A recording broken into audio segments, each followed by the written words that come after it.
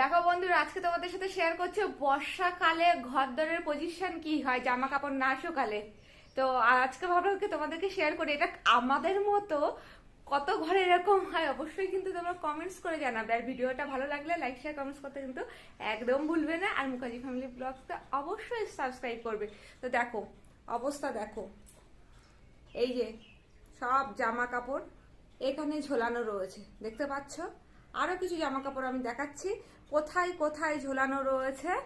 মানে এই দেখো, ভালো করে দেখো, এইগুলো এখানে রয়েছে, বাকিগুলোও দেখাচ্ছি, দাঁড়াও। এই দেখো এখানেও ঝোলানো রয়েছে জামা কাপড়। এ হলো বর্ষাকালে ঘরদোরের অবস্থা। এবার এখানে দেখো সব অবস্থা, দেখো জামা কাপড়ের সব লাইন দিয়ে জামা কাপড় মেলা রয়েছে ওই পর্যন্ত, কোনো জায়গা ঘরে ফাঁকা নেই। আর বাচ্চাদের জামা কাপড় তো অবশ্যই কাচতেই হয় রেগুলার, শুকানো বড্ড মুশকিল, যেহেতু ওরা বেশি গেঞ্জির জিনিসপত্র পরে, দেখতে পাচ্ছ। দাঁড়াও আরো কতগুলো জায়গা দেখায়, অবস্থা দেখো ঘরদোরের। এই দেখো এখানকার অবস্থা দেখো, তো সব জায়গায় একই রকম অবস্থা। এই পর্যন্ত দেখো সব জামা কাপড় সব মেলা রয়েছে। তো এই হলো বর্ষাকালে আমাদের ঘরদোরের অবস্থা, কিছু না শুকানো অবস্থা।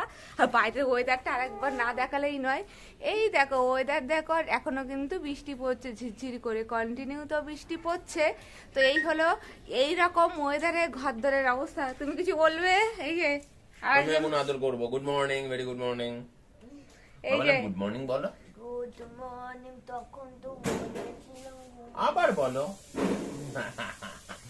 এই যে খুব বাজে ওয়েদার, খুব বাজে ওয়েদার, বাট আমার খুব ভালো লাগে। খাও দাও, হালকা করে গান চালাও আর ঘুমিয়ে যাও।